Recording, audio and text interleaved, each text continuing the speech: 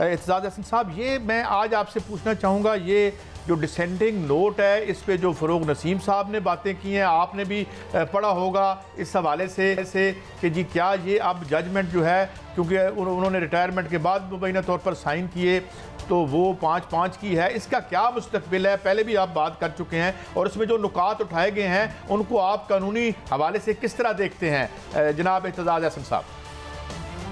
ये इसमें जहाँ तक तो ताल्लुक है ना, अगर मैं ये हो कि रिटायरमेंट के बाद उन्होंने ये दस्तखत किए हैं तो वो दुरुस्त नहीं है। ये कोई वैसे आम केसेस में इतना बड़ा इशू नहीं बनता, और जिस जज ने केस सुना हो और जजमेंट रिजर्व कर ली हो और उसके बाद जजमेंट आए, उसकी रिटायरमेंट के बाद जजमेंट सुनाई जाए, तो वो फैसले में हिस्सा ले सकता है और वो इसी तरह साइन कर सकता है। और इसमें इफ्तिखार मोहम्मद चौधरी साहब का मेन फैसला है, जिसमें जस्टिस बुट्टर ने और जस्टिस फकीर मोहम्मद खोकर ने और जस्टिस सईद अशद, इन 3 जजेस ने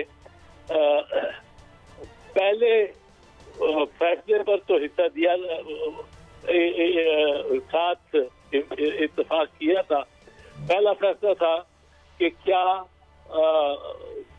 इफ्तिखार मोहम्मद चौधरी साहब के खिलाफ एक्शन सही है कि गलत है। वो 13 के 13 जजेस ने कहा था कि वो गलत है और वो यूनानिमस था। दूसरा उसमें सवाल था कि क्या अगर ये बहाल भी हो जाते हैं तो क्या रेफरेंस जो उनके खिलाफ है वो जारी रहनी चाहिए कि नहीं रहनी चाहिए। यहाँ 10 ने कहा था कि जारी नहीं रह सकती, वो भी खत्म है, कलअदम है। लेकिन इन तीनों ने ये कहा था कि ये खत्म नहीं है और वो जारी रहेगी और वो उसको चल रहना चाहिए, गो ये सुप्रीम कोर्ट के चीफ जस्टिस बाद में लग जाए। इस केस में फर्क ये है कि इस केस में जो जज साहब रिटायर हुए हैं उनका एक पहले फैसला है, रिटायरमेंट से पहले का, और वो रिटायरमेंट से पहले का फैसला जो है वो 10 मेंबर जजेस में से 7 के साथ है और 3 उसमें इख्तलाफी है। यानी पहला फैसला जो था, जो रिव्यू से पहले था, उसमें 7 जजेस ने कादी साहब को की बात को तस्लीम नहीं किया था और 3 ने उनकी बात को मौक़िफ़ को तस्लीम कर लिया।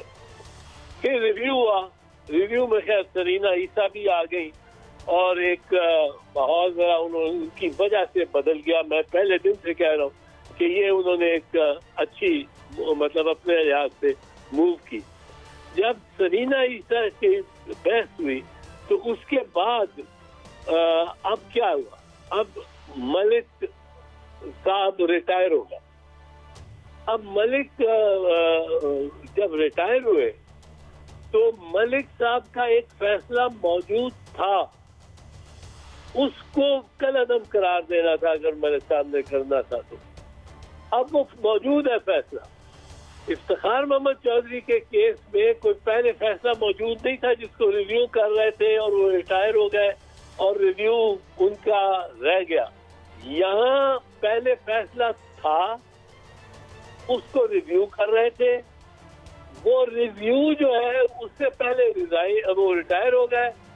अब जब वो उससे पहले रिटायर हो गए तो जो फैसला बच गया और महफूज रहा वो फैसला जो था जो उनका पहला था।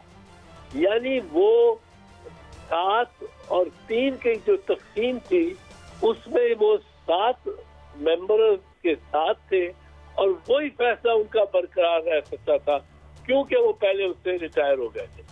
अगर रिटायर ना होते, अगर मैं आपको इफ्तिखार मोहम्मद चौधरी के फैसले का एक मरतबा फिर आपको एक इशू बताऊं। इफ्तिखार मोहम्मद चौधरी के फैसले में ये हुआ कि फैसला 20 जुलाई 2007 को सुना दिया गया, तो शॉर्ट ऑर्डर सुना दिया गया। शॉर्ट ऑर्डर जो था उस शॉर्ट ऑर्डर में वो अब मुकम्मल हो गया, फैसला शॉर्ट ऑर्डर जब सुनाया दिया जाता है तो फैसला हो जाता है, उसमें तब्दीली नहीं ला सकते। अब रिटायर होने के बाद जब वो फैसला एक्चुअली सुना गया, जब सुनाया गया डिटेल्ड ऑर्डर, उससे पहले जज सारे, आपको याद होगा 20 जुलाई को फैसला आया, 3 नवंबर को ये मुशर्रफ ने दोबारा इमरजेंसी लगा ली, सबको गिरफ्तार कर लिया। अब ये फैसला, अभी डिटेल फैसला इन्होंने लिखना था, अब डिटेल फैसला नहीं लिखा हुआ कि गिरफ्तार हो गए, और जब रिहा हुए तो उनके कागज सारे ले लिए, उनकी दराजें खाली कर दी नहीं थी, और डोगर साहब ने सारी दराजें खाली करा दी थी ताकि उनके पास कुछ ना कागज नहीं थे। फिर इनको ख्याल आया कि इनको जजमेंट तो लिखनी चाहिए, तो अक्सरियत ने जब जजमेंट लिखी तो खलील रमदे साहब की जजमेंट में ये रिक्वेस्ट है जावेद भुट्टो साहब को, सैयद रशद साहब को, और तीसरे जो नाम मैंने अभी लिया है फकीर मोहम्मद खोखर साहब, कि अगर आप चाहें तो आप डिटेल जजमेंट लिख सकते हैं।